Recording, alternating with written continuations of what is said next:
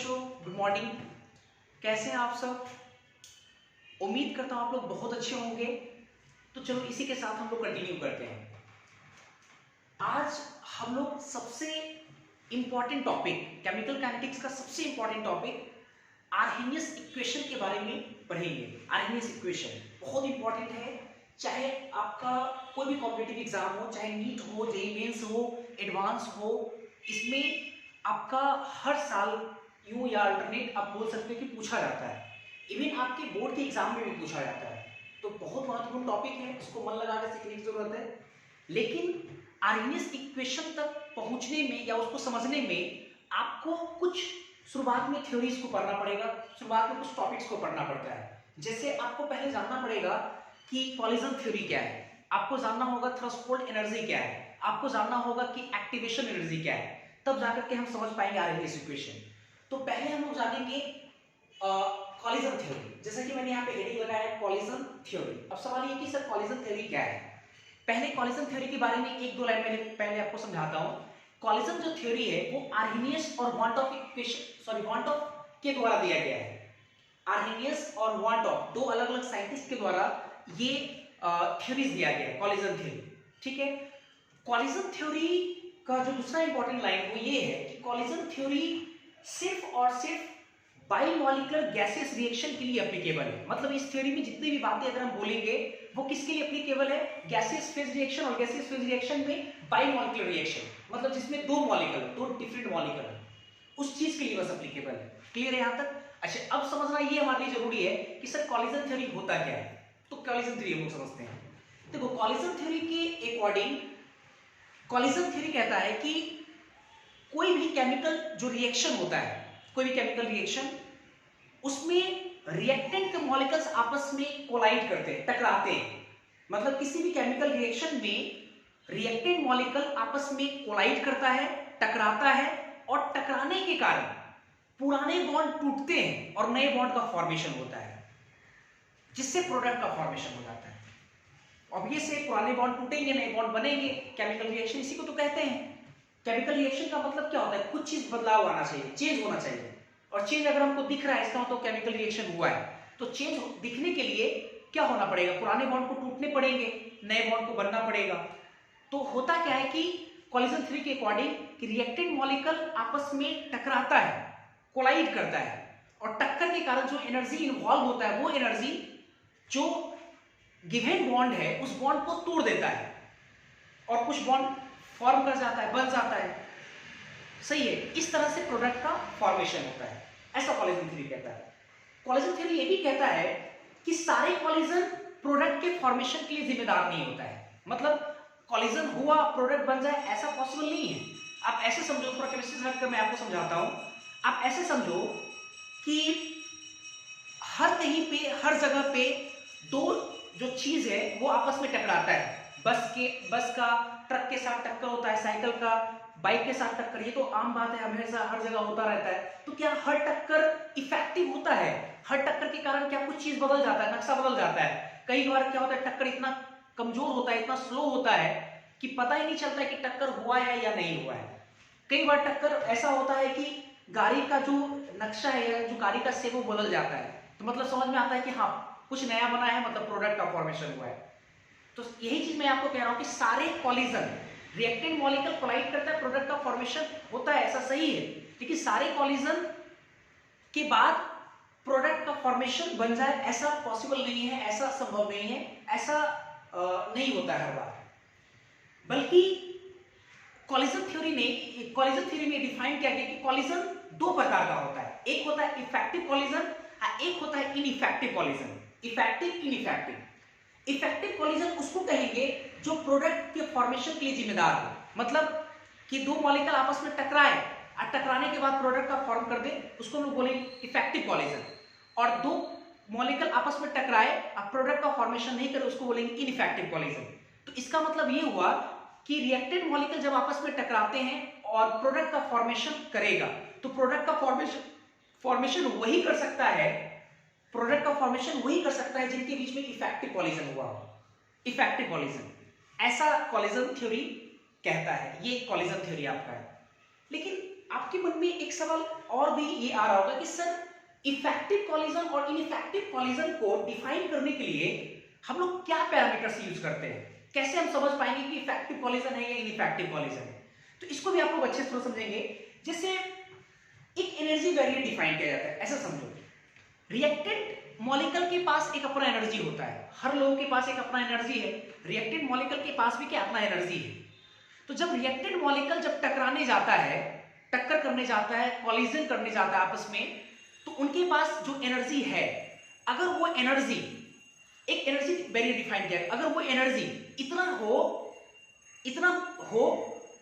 कि वो कॉलिजन के बाद क्या कर दे, प्रोडक्ट का फॉर्मेशन कर दे। एक एनर्जी वेरिएंट डिफाइन किया गया, मान लो कि ऐसा समझो ना, मान लो कि जिसके पास 200 किलो जूल एनर्जी होगा eight the time of collision, तो वो प्रोडक्ट का फॉर्मेशन करेगा। जिसके पास 200 से ज्यादा होगा तभी वो प्रोडक्ट का फॉर्मेशन करेगा। अब मान लो कि दो रिएक्टिव मॉलिक्यूल आया, दोनों के कॉलिजन के कारण मात्र 150 किलो जूल एनर्जी इन्वॉल्व हो रहा है, तो इसका मतलब प्रोडक्ट का फॉर्मेशन नहीं करेगा। अब 200 अगर हम एक बैरियर लगा दिए, बैरियर इतना रहना चाहिए तभी प्रोडक्ट का फॉर्मेशन करेगा, तो इसका मतलब समझ में आ रहा है कि 200 या 200 से ऊपर रहेगा तो वो प्रोडक्ट का फॉर्मेशन करेगा। क्लियर है? तो इस चीज को जो हम एनर्जी बैरियर बार बार बोल रहे हैं, इस चीज को हम बोलते हैं थ्रेशोल्ड एनर्जी बोलते हैं। क्या बोलते हैं उसको? Threshold energy. एक बैरियर डिफाइन किया गया, थोड़ा समझते हैं कैसे। पहले रुक जाइए, थ्रेशोल्ड एनर्जी बाद में समझेंगे। पहले जो मैंने कॉलिजन थ्योरी समझाया आपको, पहले एक बार कॉलिजन थ्योरी पे थोड़ा एक नजर मार लेते हैं। पहले देखो कॉलिजन थ्योरी मैंने लिखा है, यहाँ पे लिखा है गिवन बाय आर्हेनियस, एक साइंटिस्ट है, और दूसरा वॉन्टॉन के द्वारा ये दिया गया है। और ये थ्योरी है वो मेनली बायोमॉलिक्यूलर गैसियस रिएक्शन के लिए एप्लीकेबल है। सबसे इंपॉर्टेंट बात, दो साइंटिस्ट के द्वारा दिया गया और बायोमॉलिक्यूलर गैसियस रिएक्शन के लिए एप्लीकेबल है। ठीक है, इसके बाद आते हैं दिस थ्योरी के according chemical reaction takes place due to the collision between the reactant molecule। reactant molecule की collision के कारण ठीक है chemical reaction perform करता है, ऐसा लिखें। and bond cleavage as well as bond formation takes place। bond टूटता है, bond बनता है at the time of collision between the molecule। molecule के बीच में जो collision होता है उस टाइम में bond का cleavage होता है, bond का टूटना होता है और bond का formation होता है, ऐसा मैंने लिखा है यहाँ पे। फिर लिखे कि all collision are not responsible for the formation of product। सारे collision प्रोडक्ट के फॉर्मेशन के लिए जिम्मेदार नहीं। अच्छा, फिर लिखे हैं कि the collision that actually produce product are called effective collision। जो collision प्रोडक्ट का फॉर्मेशन करेगा, ठीक है, उसको हम लोग बोलेंगे इफेक्टिव collision। आप देख सकते हो इफेक्टिव collision मैंने यहाँ पे लिखा है। and the collision which do not produce the product is called ineffective collision। उसको क्या बोलेंगे? ineffective collision। ठीक है, ऐसा मेरे को लगता है आपको समझ में आ गया होगा। और ये भी मैंने आपको समझाया कि कॉलिजन के टाइम में एक एनर्जी बैरियर डिफाइन किया गया, मतलब रिएक्टेंट मॉलिक्यूल के पास कॉलिजन के टाइम में एक सर्टेन एनर्जी होना चाहिए, एक सर्टेन एनर्जी जिसके बाद वो प्रोडक्ट का फॉर्मेशन कर सके। ठीक है, तो उस एनर्जी बैरियर को हम लोग बोलते हैं थ्रेशोल्ड एनर्जी। थोड़ा समझेंगे यहाँ पे। नेक्स्ट हम हेडिंग लगाएं थ्रेशोल्ड एनर्जी, ईटीएच शॉर्टली लिखते हैं इसको, एंड एक्टिवेशन एनर्जी शॉर्टली ईए लिखते हैं। अब सवाल ये कि सर थ्रेशोल्ड एनर्जी क्या है? तो अभी थोड़ा समझो। पहले रिएक्टेंट को प्रोडक्ट में बदलने के लिए कैसा होना चाहिए कॉलिजन? इफेक्टिव कॉलिजन, बराबर है। अच्छा, और इफेक्टिव कॉलिजन होने के लिए हमने आपको बोला कि एक एनर्जी बैरियर होता है, एक एनर्जी बैरियर। उस एनर्जी बैरियर के बराबर या तो उसके पास एनर्जी हो या तो उससे ज्यादा हो, तभी जाकर के रिएक्टेंट मॉलिक्यूल प्रोडक्ट का फॉर्मेशन कर पाएगा। और जो एनर्जी बैरियर आप डिफाइन कर रहे हैं, उसी एनर्जी बैरियर को हम बोलते हैं थ्रेशोल्ड एनर्जी। मतलब थ्रेशोल्ड एनर्जी को अगर डिफाइन करना होगा तो आप ऐसे डिफाइन कर सकते हैं कि रिएक्टेंट मॉलिक्यूल के पास वह मिनिमम एनर्जी, वह मिनिमम, ज्यादा भी हो सकता है कोई मतलब नहीं, लेकिन एक वह मिनिमम एनर्जी होना चाहिए जिस मिनिमम एनर्जी के बाद, जिस मिनिमम एनर्जी पर कॉलिजन के बाद वो प्रोडक्ट का फॉर्मेशन कर दे, तो उसको हम लोग बोलेंगे थ्रेशोल्ड एनर्जी। देखो हमने लिखा, सिंपल सा चीज है, थ्रेशोल्ड एनर्जी ईटीएच मैंने लिखा है reactant molecule must have certain minimum energy at the time of collision, ताकि so that product formation takes place. This certain minimum energy is called threshold energy. अब ऐसे थोड़ा समझो, बहुत बढ़िया समझाते हैं हमको। जैसे मान लो कि जैसे मान लो ये एक एनर्जी बैरियर है, जैसे मान लो यहाँ पे ये 500 किलो जूल का एनर्जी बैरियर है, 500 किलो जूल, और इसके ऊपर वही ना जा सकता है जिसके पास 500 एनर्जी हो या 500 से ज्यादा हो। अब रिएक्टेंट मॉलिक्यूल आया, टकराने के लिए टकराया, और टकराने के समय में जो एनर्जी का इन्वॉल्वमेंट हुआ वो मान लो 500 हो गया, तो 500 हुआ, इसका एनर्जी बैरियर को पार कर गया, वो एनर्जी बैरियर के आसपास है, वो पार किया, वो प्रोडक्ट का फॉर्मेशन हो जाएगा। लेकिन अगर मान लो कि टकराने आया, उसके पास एनर्जी इन्वॉल्वमेंट जो हुआ वो मात्र 450 हुआ, तो अभी से वो नीचे ही रह जाएगा, ऊपर नहीं जा पाएगा, प्रोडक्ट फॉर्मेशन नहीं कर पाएगा। यही तो हम आपको बोल रहे हैं बार बार। अब ऐसा भी हो सकता है कि सर दो रिएक्टिव मॉलिक्यूल आया, टकराया और एनर्जी का इन्वॉल्वमेंट 600 किलो जूल हो गया, 600, तो दिक्कत क्या है, 500 उसका मिनिमम होना चाहिए, तो 600, तो उस कंडीशन में मेरे को एक चीज बताओ, जो 600 एनर्जी इन्वॉल्व हुआ उस समय उसका थ्रेशोल्ड एनर्जी कितना है, 500 है, थ्रेशोल्ड एनर्जी फिक्स्ड होगा क्योंकि एनर्जी बैरियर है, 600 जरूर है उसके पास at the time of collision, लेकिन थ्रेशोल्ड एनर्जी कितना होगा, 500 होगा, क्योंकि पार करने के लिए उसको मिनिमम एनर्जी कितना होना चाहिए, 500 होना चाहिए, वो 500 आपका क्या कहलाएगा, थ्रेशोल्ड एनर्जी कहलाएगा। ठीक है, अब लिखे एक्टिवेशन एनर्जी, अब तो नाम से क्लियर है, एक्टिवेशन, एक्टिवेट करना है, एक्टिवेट मतलब जो मॉलिक्यूल प्रोडक्ट फॉर्मेशन नहीं कर पाया, तो ऑब्वियसली उसको प्रोडक्ट में बदलने के लिए आपको क्या करना पड़ेगा, थोड़ा एक्टिवेट करना पड़ेगा, थोड़ा एनर्जी को बाहर से ऐड करना होगा, एडिशनल एनर्जी देना पड़ेगा। तो एडिशनल एनर्जी जैसे ही देंगे तो वो उस मिनिमम एनर्जी को लेकर के एडिशनल उतना एनर्जी देंगे जितना कि उसको उस है ना, उसको जो है मतलब कि बस प्रोडक्ट का फॉर्मेशन कर सके, प्रोडक्ट का फॉर्मेशन कर सके। जैसे अभी थोड़ा पहले हम आपको एग्जांपल समझा रहे थे, ये एनर्जी बैरियर 500 किलो जूल का है, दो कॉलिजन हुआ और कॉलिजन जैसे ही हुआ तो 500 किलो जूल का एनर्जी का इन्वॉल्वमेंट हुआ, इसका मतलब थ्रेशोल्ड एनर्जी इसका 500 था, ये प्रोडक्ट का फॉर्मेशन कर देगा। दो कॉलिजन, फिर मैंने आपको समझाया, दो कॉलिजन हुआ, 450 किलो जूल एनर्जी इन्वॉल्व हुआ, तो 450 इन्वॉल्व हुआ, इसका मतलब प्रोडक्ट का फॉर्मेशन नहीं करेगा। तो जब ये प्रोडक्ट का फॉर्मेशन नहीं करेगा तो इसको प्रोडक्ट का फॉर्मेशन कराने के लिए आपको मिनिमम कितना ऐड करना पड़ेगा, एक्स्ट्रा कितना देना पड़ेगा, 50। जो आप 50 दिए वही 50 आपका कहलाएगा एक्टिवेशन एनर्जी, यही 50 आपका एक्टिवेशन एनर्जी, तब जाकर के वो प्रोडक्ट का फॉर्मेशन के जिम्मेदार होगा। फिर मैंने आपको समझाया कि अगर दो मॉलिक्यूल आपस में टकरा रहा है और एनर्जी का इन्वॉल्वमेंट 600 किलो जूल हुआ है, 600 किलो जूल, तो इसका मतलब हुआ यहाँ पे एक्टिवेशन एनर्जी जीरो होगा, देने की जरूरत है नहीं क्योंकि ये अपने आप प्रोडक्ट का फॉर्मेशन कर देगा। हाँ, तो थ्रेशोल्ड एनर्जी कितना होगा, थ्रेशोल्ड एनर्जी होगा आपका 500, 600 नहीं होगा, 100 एनर्जी ऐसे ही होगा, लेकिन 500 होगा उसका।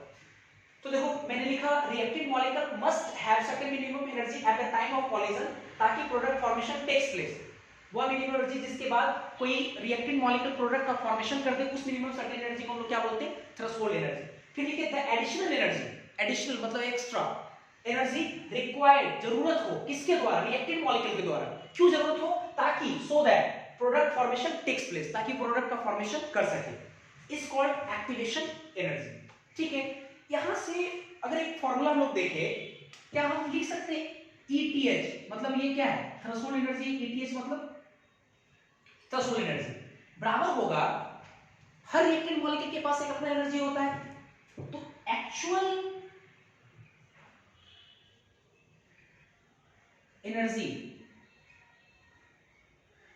possesses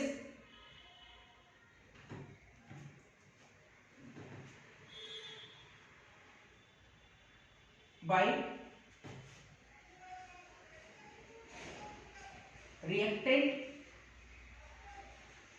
molecule, ETH actual energy possesses by reactant molecule, अब प्लस क्या करना पड़ेगा, एक्टिवेशन एनर्जी, यही चीज होगा, क्योंकि जितना एनर्जी है,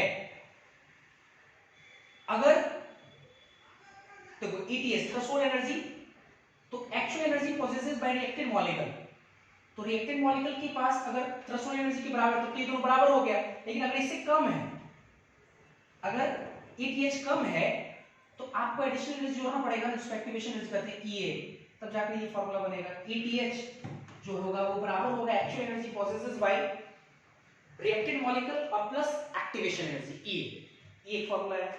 चलो ठीक है, अब हम लोग समझने के लिए समर्थ है किस चीज को, तो आरएनएस इक्वेशन काफी इंपॉर्टेंट है, बहुत ज्यादा इंपॉर्टेंट है, मैं अभी कह रहा हूं, और कई बार आपके क्वेश्चन आते हैं इस पोर्शन से, तो पहले आप इसको नोट करो, फिर मैं आपको समझाता हूं एक्टिवेशन एनर्जी क्या है। ठीक है,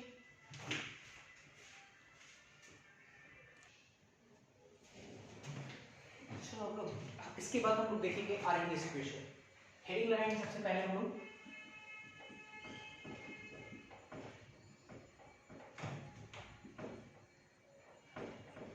आर्हेनियस इक्वेशन, ठीक है। आर्हेनियस इक्वेशन है क्या? आर्हेनियस इक्वेशन इसकी जरा पहले एक दो लाइन पहले बताया था आपको।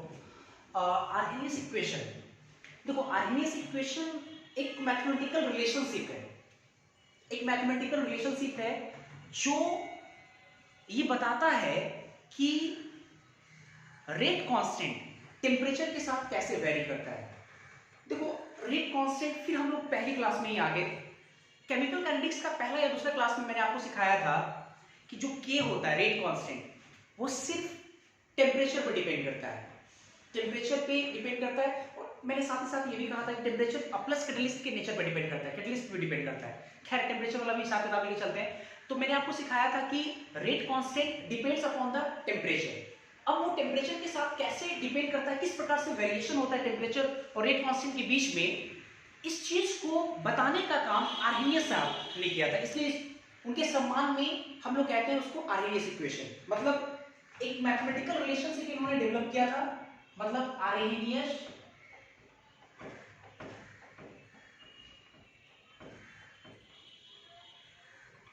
डेवलप ए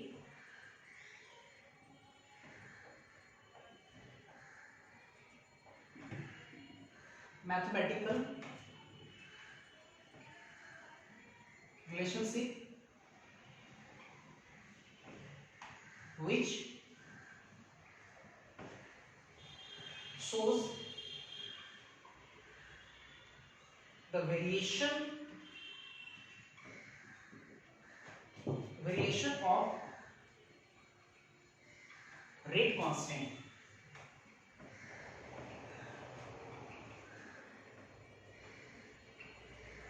with टेम्परेचर है ना। मैंने लिखा कि आर्हेनियस जो है उन्होंने डेवलप किया एक मैथमेटिकल रिलेशनशिप को जो बताता है which shows the variation of rate constant with temperature, ठीक है। अब सवाल ये कि सर वो मैथमेटिकल रिलेशनशिप क्या है? जो आपका मैथमेटिकल रिलेशनशिप है वो वेरीफाइड इक्वेशन है, ठीक है। वो आपको डायरेक्ट देखना है यहाँ पे कैसे आता है, आपको प्रूफ करने की कोई जरूरत नहीं है, प्रूफ करने की कोई आवश्यकता नहीं है, आपको बस देखना है उस इक्वेशन को कैसे आता है, ठीक है। क्या है वो इक्वेशन सॉरी? तो अकॉर्डिंग टू आर्हेनियस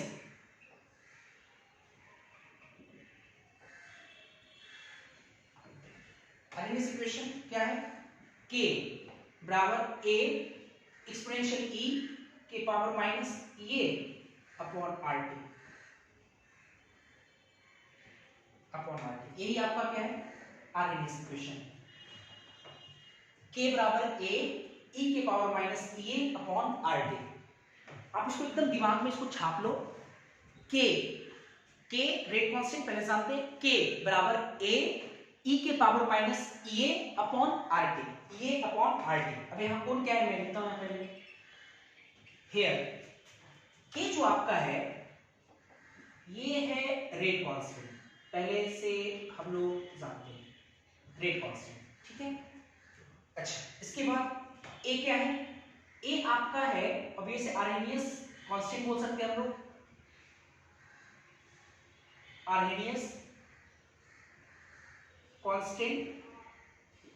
इसके बहुत सारे नाम हैं, या इसको हम लोग बोल सकते हैं, ई को बोलते हैं एक्सपोनेंशियल फंक्शन, तो इसको हम लोग बोल सकते हैं प्री एक्सपोनेंशियल फैक्टर, मतलब कि एक्सपोनेंशियल के पहले आ रहा है वो फैक्टर, तो हम लोग इसको बोल सकते हैं प्री एक्सपोनेंशियल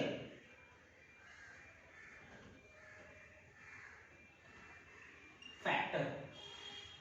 एक और नाम है इसका, इसको हम लोग बोल सकते हैं फ्रीक्वेंसी फैक्टर। इसको क्या बोल सकते हैं? या करके मैं लिखता हूं आगे, या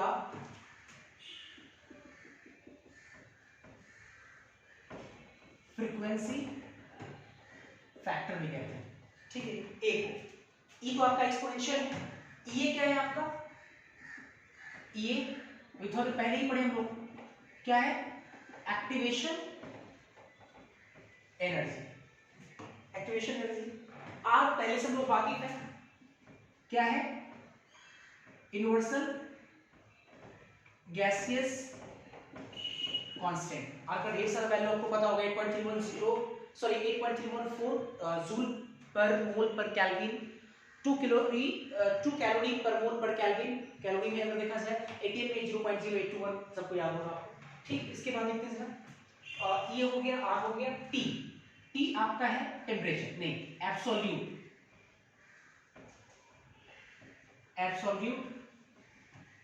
टेम्परेचर, मतलब इन के scale, kelvin scale. Kelvin scale में हम लोग टेम्परेचर को यूज करें, ठीक है। ये हो गया आपका। तो अब ये तो हमको समझ में आ गया कि आर्हेनियस के मैथमेटिकल जो इन्होंने एक रिलेशनशिप दिया था, उस रिलेशनशिप में कौन क्या है ये हम लोग समझ चुके हैं। तो आपको रिलेशनशिप ये दिमाग में रखना है, आपको याद करना है। तो याद कैसे करेंगे, एक दो बार मैं आपको रिकॉल करा देता हूं। के रेट कांस्टेंट, के बराबर ए आर्हेनियस कांस्टेंट या फिर एक्सपोनेंशियल फैक्टर या फ्रीक्वेंसी फैक्टर, ई के पावर, ई मतलब एक्सपोनेंशियल की power minus E upon R T, minus E minus तो चलो ठीक है, ई मतलब activation energy upon R gases constant, T मतलब टेम्परेचर। यही चीज आपका। और आप देख सकते हो जो मैंने यहाँ पे लिखा कि variation of rate constant with temperature, तो आप देख सकते हो कि रेट कांस्टेंट के और टेम्परेचर टी एक्सपोनेंशियल के फॉर्म में वेरी कर रहा है, वो साफ साफ यहाँ दिख रहा है, ठीक है। तो इसी वेरिएशन को दिखाता है, ठीक है, आपका आर्हेनियस इक्वेशन। अच्छा अब आते हैं जरा थोड़ा बहुत, अगर यूनिट्स की अगर बात करें हम लोग, देख लीजिए जरा,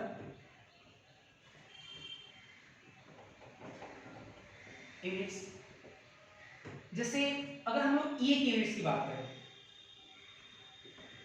यूनिट ऑफ ई तो क्या हो जाएगा, किलो जूल पर मोल, क्योंकि एनर्जी एक प्रकार का है, किलो जूल पर मोल या जूल पर मोल, है कि नहीं।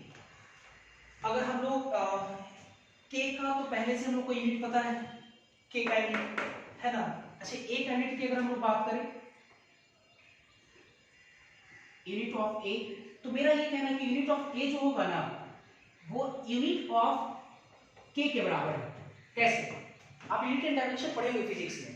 एक चीज देखो, के बराबर ए, ई की power minus E upon R T है, तो एक्सपोनेंशियल की पावर है, तो इसका तो कोई ई का तो कोई यूनिट होगा नहीं, क्योंकि कांस्टेंट है, उसकी पावर जो है वो, ये अगर किलो जूल है तो नीचे वाला भी किलो जूल कट करके वो पावर खत्म हो जाएगा, मतलब यूनिट खत्म हो जाएगा। तो कहीं ना कहीं ए डायरेक्टली यूनिट किससे हो जाएगा, के से।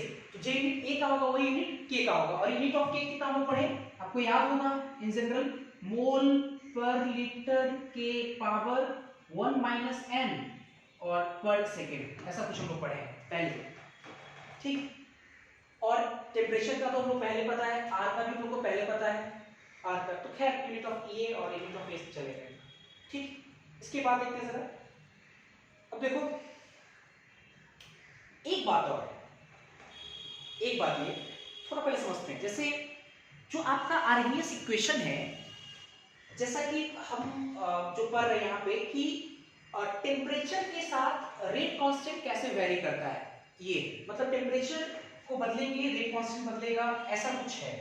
लेकिन एक सवाल आपके मन में ये भी होगा कि सर टेम्परेचर को बदलेंगे तो ये भी तो बदलेगा, क्यों बदलेगा ये, क्योंकि ये एक प्रकार का एनर्जी है, एक्टिवेशन एनर्जी है तो एनर्जी, और एनर्जी कहीं ना कहीं टेम्परेचर का फंक्शन होता है, तो ऑब्वियस से वो बदलेगा, है कि नहीं।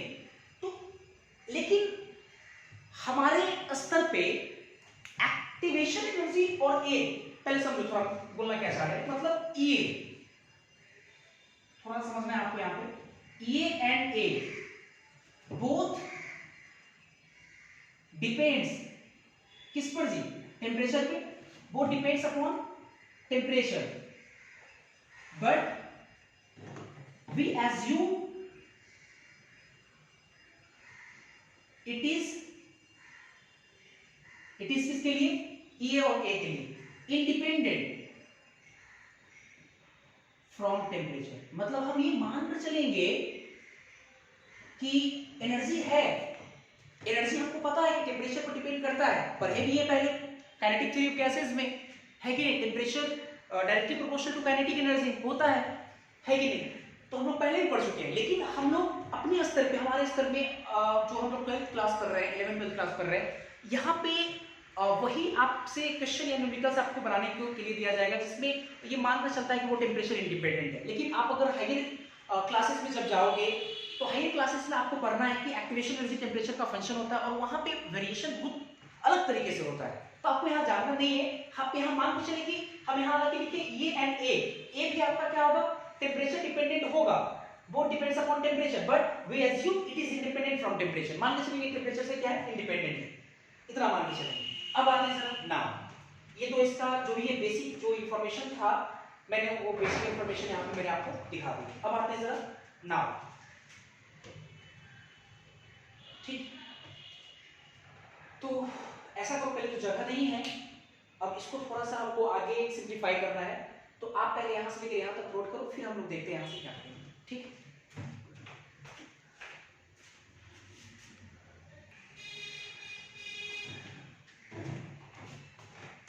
नाउ जो इक्वेशन हमारा क्या है, k बराबर a e के power minus a upon r, इसको सिंप्लीफाई करते हैं, दोनों तरफ हम लोग ln लेते हैं, टेकिंग ln बोथ साइड, ठीक है, दोनों तरफ ln लेते हैं, तो ये कितना हो गया ln k और ये हो गया ln a इंटू ई के power minus e upon R T, ठीक है। ये तो आपका ln k ही रहा बराबर ये a, इसको b मान लेते हैं, तो ln a इंटू बी, तो हम लोग पढ़े ln a plus ln b, तो लिखेंगे हम लोग यहाँ पे ln a plus ln e के power minus e upon R T, ठीक है, कितना हो गया। अच्छा, इसके बाद ये ln k बराबर ln a प्लस, एक चीज बताओ, ln का मतलब बेस कितना होता है, e, एक्सपोनेंशियल होता है, e होता है, और अगर log लिखना होता है इसका मतलब बेस कितना होता है, 10 होता है, log 10 का वैल्यू 8, क्योंकि आप बेस 10 मानते हो, 10 10 1 कट जाता है। उसी प्रकार ये ln कुछ नहीं तो बेस e है, e कट गया तो पावर तो पहले बाहर आ जाएगा, इसका वैल्यू कितना हो जाएगा 8, तो मेरे को लगता है कि minus e upon R T, पहले मान लो कि पावर देखो बाहर फेंको, पावर को बाहर फेंक दिए, और ln e का वैल्यू कितना होता है 1, सही है, जैसे log 10 का वैल्यू 1 क्योंकि बेस 10 होता है, ln e का वैल्यू 1 क्योंकि बेस e होता है ना, ऐसा है। चलो ठीक, इतना समझ गए, और थोड़ा और इसको एक लाइन और बढ़ा देते हैं, हम इसको ऐसे लिख सकते हैं ln k बराबर, इसको पहले लिख देते हैं, तो minus e upon R T और प्लस ln a, ठीक, इतना हो गया। अब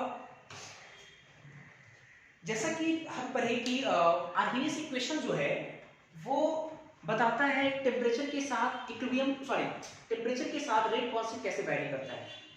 तो ऐसा करते हैं कि दो अलग अलग तापमान पे हम लोग दो अलग अलग रेट कांस्टेंट डिफाइन करते हैं। जैसे मान लेते हैं लेट, क्या मान लें, लेट टी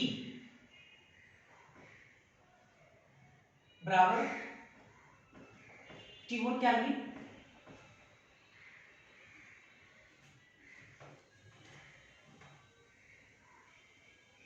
ऐसे लिखते हैं। लेट मान लेते हैं अगर रेट कांस्टेंट, मतलब चलो लिखते हैं रेट कांस्टेंट K1 मान लेते हैं, क्या रेट कांस्टेंट कब, एट T बराबर T1 केल्विन, T1 केल्विन पे रेट कांस्टेंट कितना है, K1 है, and if rate constant K2 है कब, एट टेम्परेचर कितना पे, दूसरे टेम्परेचर पे, मतलब मान लेते हैं T2 केल्विन पे, ठीक। अब देखते जरा, ये जो आपका इक्वेशन है, इस इक्वेशन में हम लोग एक बार पहला कंडीशन रखते हैं, जब रेट कांस्टेंट K1 था और उसमें टेम्परेचर T1 था, और रेट कांस्टेंट जब K2 के टेम्परेचर T2, तो पहला कंडीशन पुट करेंगे तो यहाँ पे कितना हो जाएगा नाउ, अब कितना हो जाएगा, ये ln K1 होगा, लेकिन ये तब होगा जब कितना लिखेंगे हम लोग minus EA upon R T1 अब प्लस ln E तो जिसका 10 रहेगा, और ln K2 तब होगा जब कितना हो R T2 अब प्लस ये ln A होगा। इसको इक्वेशन 2 मानते हैं, इसको इक्वेशन 3 मानते हैं।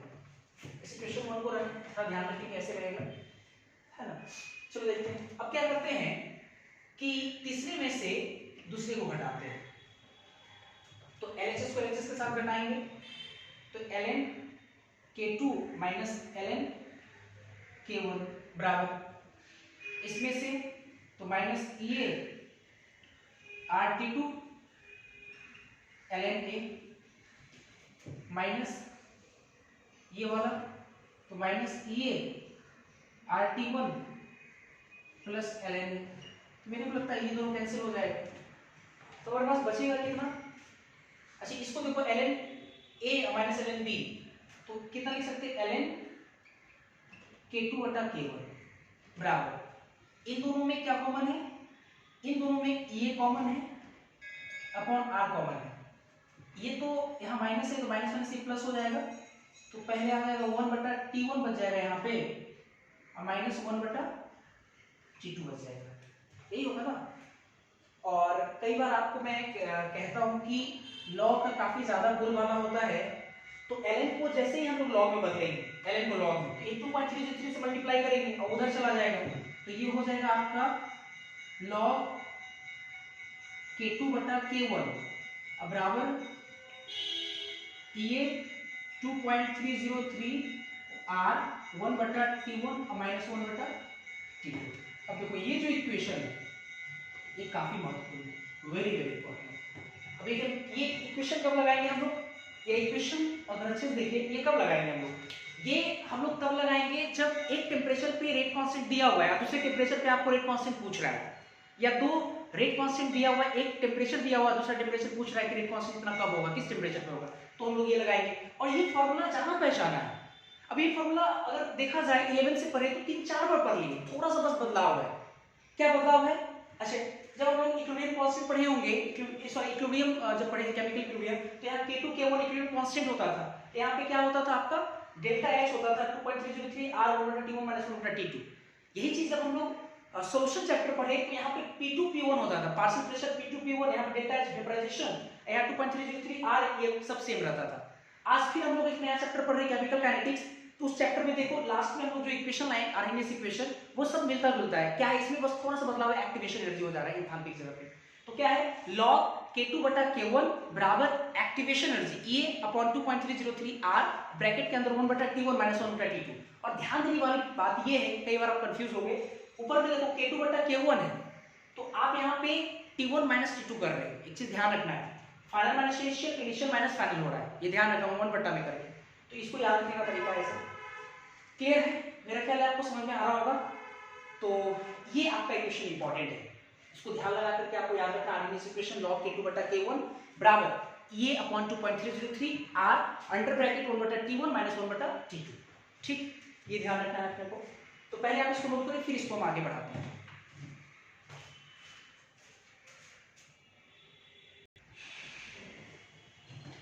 तो अभी हम लोग आरएनएस इक्वेशन क्या पढ़े थे, आरएनएस इक्वेशन हमारा था log की तरफ से log K2 बटा K1 E activation energy 2.303 R under bracket 1 बटा T1 माइनस 1 बटा T2, यही इक्वेशन है। अच्छा एक चीज और हम लोग ये भी पढ़े हैं कि जो T हाफ होता है, T हाफ ये inversely proportional to rate constant होता है K। आप किसी भी उठाकर देख लो, first order, zero order, second order, किसी भी उठा करके हाफ लाइफ रेट कांस्टेंट की इनवर्सली प्रोपोर्शनल होगा। तो अगर इनवर्सली प्रोपोर्शनल है तो इसका मतलब हुआ ये कि अगर हम K2 बटा K1 लिखते हैं तो ये बराबर होगा T हाफ 2 मतलब दूसरे वाले टेम्परेचर बटा T½ 1 पहले वाले टेम्परेचर पे, एक होगा। तो इसका मतलब इस इक्वेशन को फर्दर हम ये भी लिख सकते हैं एक साथ, हम ये भी लिख सकते हैं log K2 बटा K1, चाहे हम लिख सकते हैं log T½ ये 2 ये T½ 1, अब बराबर लिख सकते हैं ये अपॉन 2.303 R अंडर ब्रैकेट कितना 1 बटा T1 माइनस 1 बटा, इस तरह से हम लिख सकते हैं, ठीक है कि नहीं, सही है। अच्छा चलो इसके बाद देखते हैं जरा,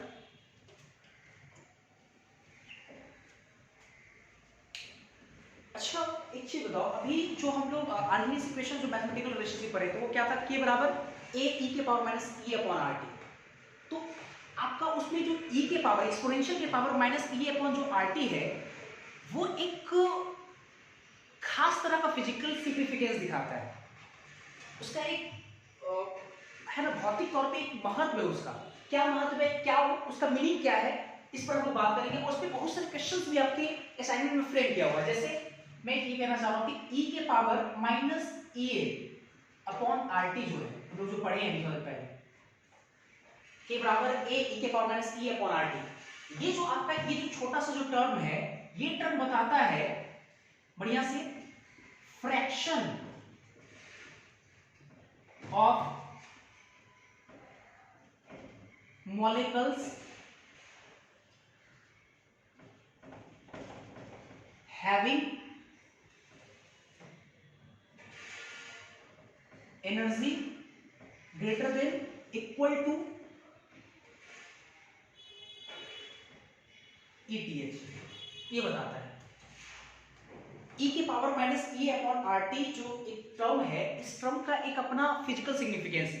क्या निकलता है फिजिकल सिग्निफिकेंस, E के power minus E upon RT बताता है फ्रैक्शन ऑफ मॉलिक्यूल्स, जिसके पास जो एनर्जी है वो थ्रेशोल्ड एनर्जी के बराबर या उससे ज्यादा है।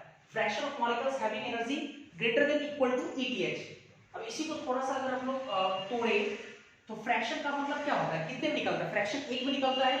आप एक में कैसे निकालोगे, जैसे टोटल नंबर ऑफ मॉलिक्यूल है उसमें इतना मॉलिक्यूल के पास एनर्जी, थोड़ा समझो पहले फ्रैक्शन कैसे निकालेंगे। जैसे 100 मॉलिक्यूल, 100 मॉलिक्यूल में 80 मॉलिक्यूल के पास एनर्जी जो है वो थ्रेशोल्ड एनर्जी के बराबर या उससे ज्यादा है, तो फ्रैक्शन कितना निकलेगा 80 बटा 100 ना। तो इसी चीज को अगर हम तोड़ेंगे, ब्रेक करेंगे, क्या ऐसे लिख सकते हैं, लिख सकते हैं number of molecules having energy greater than equal to ETH और divided by total number of molecule, total number of molecule, क्या ऐसे लिख सकते हैं हम लोग, सही है दोस्त, E के power minus E upon RT बिल्कुल लिख सकते हैं। अच्छा इसको और देखो, थोड़ा और मेंशन करते हैं, कई बार आपको अलग अलग तरीके से मेंशन किया रहेगा, आप कंफ्यूज ना हो इसलिए मैं सारे तरीके मेंशन कर देता हूं यहाँ पे। अच्छा number of molecules having energy ETH के बराबर या उससे ज्यादा हो। अच्छा क्या अगर कॉलिजन के टर्म्स में लिखे, कॉलिजन के टर्म्स में, तो थ्रेशोल्ड एनर्जी के बराबर या उससे ज्यादा एनर्जी किस वाले कॉलिजन के पास रहेगा, इफेक्टिव कॉलिजन वाले के पास रहेगा, है कि नहीं। तो हम ये भी लिख सकते हैं नंबर ऑफ